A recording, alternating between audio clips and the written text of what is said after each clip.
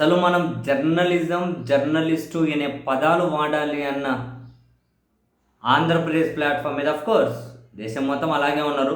అక్కడో ఇక్కడో కాసింత నిజాయితీ ఉన్నోళ్ళన్నా కనిపిస్తారేమో దేశంలో వేరే చోట్ల. మన ఆంధ్రప్రదేశ్ వరకు వస్తే జర్నలిజం, జర్నలిస్ట్ అనే పదాలు ఛీ! ఛీ! ఛీ! ఛీ! ఛీ! ఛీ!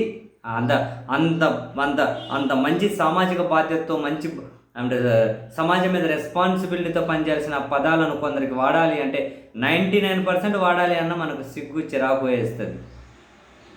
కేవలం రాజకీయ కోణం, వీళ్ళ ఆర్థిక కోణం సమాజాన్ని మొత్తం బలిపెట్టేయడం. ఒకరి అధికారంలో ఉంటే ఒకలా, ఇంకొకరి అధికారంలో ఉంటే మరోలా. సేమ్ ఒకే కాంటెక్స్టే. జగన్ అధికారంలో ఉన్నప్పుడు అప్పుల మీద ఎట్లా మాట్లాడేవాళ్ళు, ఇప్పుడు అప్పుల మీద ఎట్లా మాట్లాడుతున్నారు. ఇప్పుడు అప్పులు తీసుకురావడం ఘనత, అప్పుడు అప్పులు తీసుకురావడం విధ్వంసం. చూసే జనాలు కొంచెం ఆలోచించుకోండి. కనీసం అప్పుడన్నా జర్నలిస్ట్ అనేవాడు, వ్యవస్థల్లో పనిచేసేటోడు, రాజకీయ నాయకుడు వాళ్ళన్నా ఎవడికి వాడు దారిలోకి వచ్చే ప్రయత్నం చేస్తారేమో. జనాలు మన మొహాన ఊంచుతున్నారని చెప్పి వాళ్ళన్నా రియలైజ్ అవుతారేమో. జనం కొంచెం మారండి. ఎవడి రాతల వెనక ఏముంది, ఎవడి మాటల వెనక ఏముంది తెలుసుకోండి స్వామి, తెలుసుకోండి. జగన్ అధికారంలో ఉన్నప్పుడు ఆ పత్రికల హెడ్డింగ్లు ఏం పెట్టేటివి, అప్పుల తిప్పాల్. ఇప్పుడు చంద్రబాబు సార్ అధికారంలో ఉన్నప్పుడు ఎన్ని వేల కోట్లు అప్పు చేసినా ముందర ఒక కనిపించకుండా వార్తలు రాస్తారు. ఇటువంటి వాళ్ళు జర్నలిస్టులు అంట, ఇవి జర్నలిజం అంట.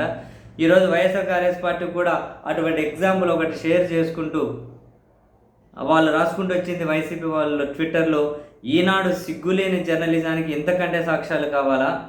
జగన్ గారి హయాంలో అప్పనగానే ఫ్రంట్ పేజీలో తాటికాయంత అక్షరాలు, చంద్రబాబు హయాంలో అప్పనగానే ఒక మూలన కనిపించదు. నిజంగా జగన్ హయాంలో ఎప్పుడు ఈ పత్రిక నవంబర్ 2022 అప్పుల తిప్పలంట, పెద్ద పేజీ హెడ్డింగ్, 5,000 కోట్ల రుణానికి విశ్వ ప్రయత్నాలు, ఆర్ఈసీతో మారిటైమ్ బోర్డు పెద్దల మంతనాలు, పోర్టుల నిర్మాణం పేరుతో రుణాలంట. పోర్టులు కట్టేకి రుణం తెచ్చేకి రాష్ట్రంలో పోర్టుల నిర్మాణం పేరుతో ఏపీ మారిటైమ్ బోర్డు ఏకంగా 5,000 కోట్ల రుణాన్ని అధిక వడ్డీలకు తీసుకునేందుకు ప్రయత్నిస్తోంది. ఆర్ఈసీ లిమిటెడ్ నుంచి ఈ రుణం తీసుకునేందుకు తాజాగా మంతనాలు సాగాయి. రాష్ట్ర ప్రభుత్వం బహిరంగ మార్కెట్లో రిజర్వ్ బ్యాంక్ నిర్వహించే సెక్యూరిటీ వేలంలో 7% వడ్డీలకు తీసుకొని వచ్చి రుణాలు తీసుకుంటుందంట. 7%. అవే చాలా ఎక్కువ అంట. అట్లా ఇప్పుడు పోర్టులు కట్టాలని 5,000 కోట్ల రుణం తెచ్చుకునేకి అష్ట కష్టాలు పడుతుందట. జీతాలు, పెన్షన్లు చెల్లించలేని పరిస్థితులు కనిపిస్తున్నాయట. చాలా దారుణమైన పరిస్థితి అంట 2022లో.